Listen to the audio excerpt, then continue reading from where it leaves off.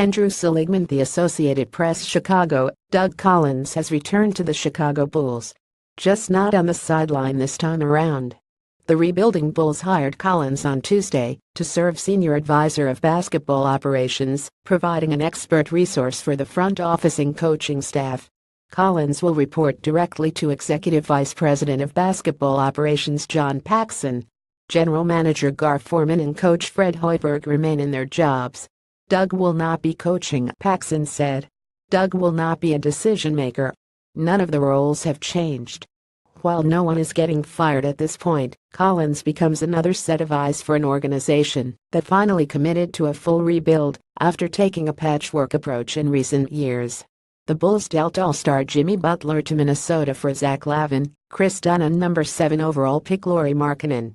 They are poised to make a run at a high draft pick, hoping that sparks a franchise that hasn't been a serious championship contender since 2012. Derrick Rose tore the ACL in his left knee in the playoff opener that year. The Bulls got knocked out in the first round by Philadelphia. The 76ers coach back then was Collins, but he insisted he has no desire to return to the sideline. The 66-year-old Collins made that point when he met with Bulls chairman Jerry Reinsdorf and Chief Operating Officer Michael Reinsdorf. He's going to advise the front office, coaching staff and players. Under no circumstances am I going to coach here. That should not even be a question, he said. Collins said he understands the doubters, but he was adamant he has had no desire to return to the sideline since he resigned from the 76ers in 2013. It appears the only Collins coaching a major team will be his son Chris, who led Northwestern to its first NCAA tournament last season. A four-time All-Star for Philadelphia whose career was cut short due to injuries, Doug Collins helped lay a championship foundation when he coached Chicago from 198,689. He was fired after losing to the Detroit Pistons in the Eastern Conference Finals and replaced by Phil Jackson.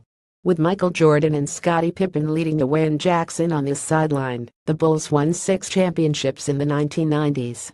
Collins also has coached the Detroit Pistons and Washington Wizards. He also has been an NBA TV analyst.